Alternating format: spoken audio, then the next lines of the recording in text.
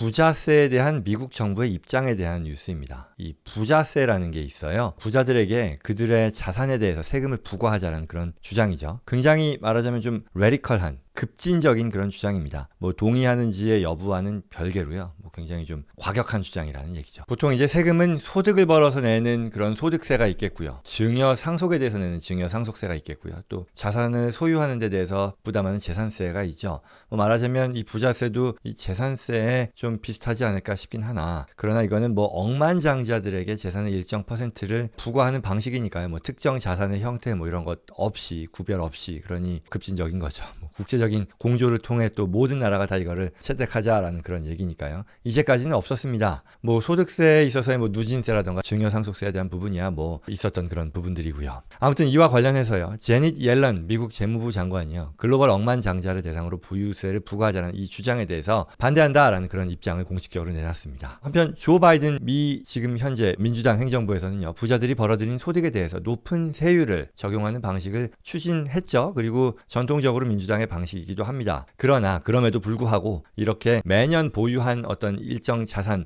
대해 일정 퍼센트만큼의 세금을 걷겠다라는 그런 부유세에는 동의하지 못한다라고 공식적으로 발표한 것으로 해석된다라는 얘기죠. 월스트리트저널의 보도입니다. 올해 G20 의장국을 맡은 브라질이요, 어떤 low tax jurisdiction이라고 하잖아요. 저조세 지역으로 자금을 옮길 수 있는 이러한 초고액 이 순자산가들, 개개인들에게 세금을 부과하는 조정안을 마련하자라고 이렇게 요구하고 제안을 하는 그런 입장이거든요. 그래서 이런 배경에서 나오게 된 이 글로벌 부유세라는 것은 고액의 자산가들이 세율이 낮은 곳으로 자산 소재지를 옮기는 그런 방식에 대응하기 위한 조치이고요. 방금 말씀드린 것처럼 주요 20개국 G20 의장국인 브라질을 포함해서요, 독일, 프랑스, 스페인, 남아프리카 공화국 등이 이러한 아이디어를 현재 지지하고 있다라고 합니다. 좀 더 구체적으로는요, 세계의 어떤 억만장자들에게서 매년 자산의 최소 2%를 부유세로 걷자라는 그런 얘기를 하는 거죠.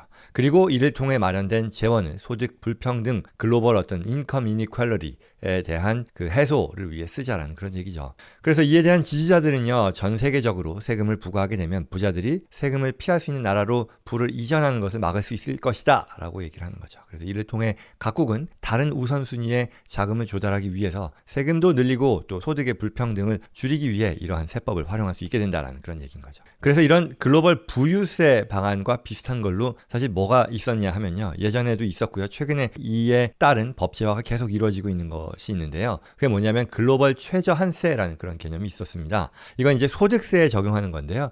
이건 어떤 각 국의 소득세 규정이 들쭉날쭉하잖아요. 어느 나라는 소득세 부담이 높은데 반해 어떤 데서는 뭐 소득세를 부과하지 않는다거나 이런 식의 들쭉날쭉한 규정들이 있다 보니 특히 이런 글로벌 메이저 기업들 같은 경우는 세율이 높은 곳에서 발생한 소득을 세율이 낮은 나라로 옮겨서요, 전사적인 어떤 전체 회사 차원에 있어서의 과세 부담을 덜어내는 그런 활동들을 했고요. 이게 어떻게 보면 세계적인 어떤 조세 정의 실현을 더 어렵게 하고 부정부패를 만든다라는 그런 배경 하에서요, 이걸 막기 위해 세계 공통으로 일정 수준의 최저 소득세율을 약속하자라는 그런 움직임이 있었거든요. 이게 말하자면 글로벌 최저한세로 자리를 잡았던 거죠. 그리고 이건 실제로 전 세계적인 공감대를 어느 정도 얻었고요, 여러 나라에서 현재 채택하고 있는 상황이기도 합니다. 물론 미국에서도요, 이에 대한 논의가 있었고 민주당은 이에 대해서는 대체로 찬성하는 입장이었었는데 공화당의 반대로 의회에서 관련 법안이 아직까지 통과되진 않은 그런 상황입니다. 아무튼 이런 맥락에서 글로벌 부유세도 나왔다라는 거고요. 그래서 이런 배경에서요, 지난달 이 프랑스 재무장관이요, 기자회견을 통해서요, 이런 배경이 바로 우리가 이 최저 기업세를 부과하는 그 방식이었었다라는 것이고요.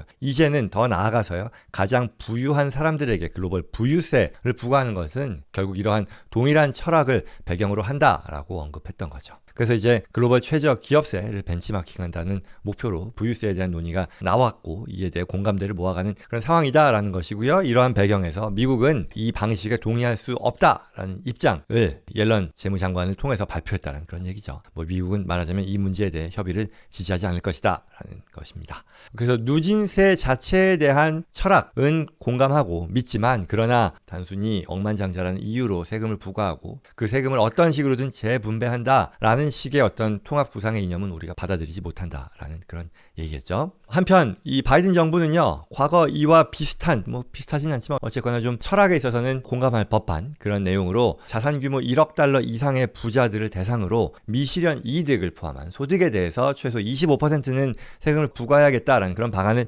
추진한 바가 있습니다. 그렇지만 이게 순자산 자체의 어떤 일부를 매년 세금으로 걷자라는 그런 부유세는 아니었었고요. 그리고 이제 제가 평가를 하자면 뭐 부유세가 통과된다면요, 여기 이 부유세에 적용을 받게 되는 사람들은 뭐 정말 극소수이긴 하겠으나 어떤 한 나라의 조세 정책을 바라보는 관점이 그러한 하나하나의 법에 반영이 되는 거잖아요. 여기까지 나가지 않는 것, 부유세까지 나가지 않는 것에 대해서는 저는 뭐 개인적으로 세법을 전문으로 하는 사람으로서 바람직하다고 생각합니다. 참고로 이제 현재 미국은요, 미국의 세제는요, 임금을 포함한 소득의 최고 세율 연방세 37%와 기타 부과금을 매기고 있죠. 또 캐피탈 게인에 대해서는요, 자산 매각에 대해서 최고 20% 플러스 3.8% 해서 23.8%의 연방세율이 적용이 되죠. 또 거주하는 지역이 어디냐에 따라 주소득세가 추가되기도 하고요. 그리고 대체로 다른 나라들이요, 일반적으로는 거주지를 기준으로 소득세 과세를 매기는데 반해 미국은 국적주의 또는 거주자의 어떤 그 스테이터스를 따르죠.